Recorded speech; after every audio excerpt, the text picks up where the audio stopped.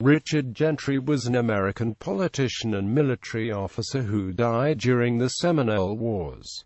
The Missouri county of Gentry is named for him. He was the first mayor and founder of Columbia, Missouri. Early life. Richard Gentry was born August 25, 1788 in Madison County, Kentucky to parents Richard and Jane Gentry. His father was a veteran of the American Revolution and had been present at the surrender of Lord Cornwallis and his forces at the Battle of Yorktown. Young Richard grew up a child of the frontier, skilled in hunting and tracking, skills that would well serve him later in life. At age 19, Richard Gentry was commissioned a lieutenant in the 19th Regiment of the Kentucky Militia and quickly promoted to captain just 3 years later in 1811. On February 13, 1810, Gentry married Anne Hawkins, also of Madison County. They would eventually have 4 children.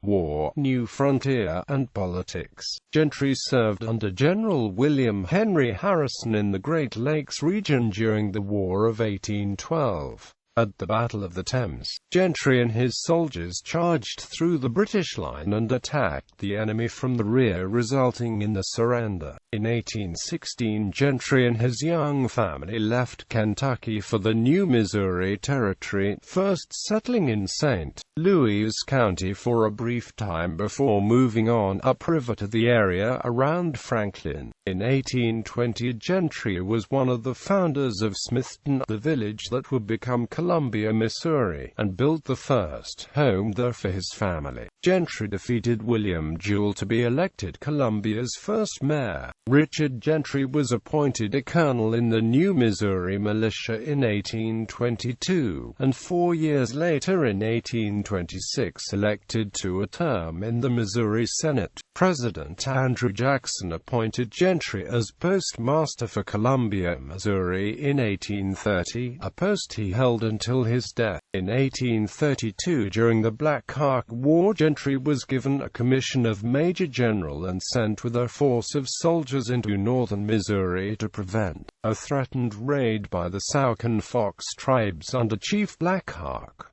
Final battle and death. President Martin Van Buren asked Missouri for volunteers in 1837 to help quell rebellious Seminole and other southern U.S. tribes. Richard Gentry was authorized to raise 600 men for service and on October 15, 1837, rode out of Columbia with his family, physician and friend Drive William Duncan, who made a prophetic observation, "I fear this is our last meeting, Richard.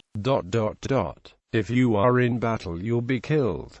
For the second time in his life, Gentry would be entering combat under the command of a future U.S. president, this time Zachary Taylor. Weeks later, in early January 1838, the news arrived from Florida that Gentry, age 49, had died of wounds received at the Battle of Lake Okeechobee on Christmas Day, 1837. Several years later, Gentry's body would be brought back to Missouri and reburied in Jefferson Barracks National Cemetery near St. Louis, Missouri.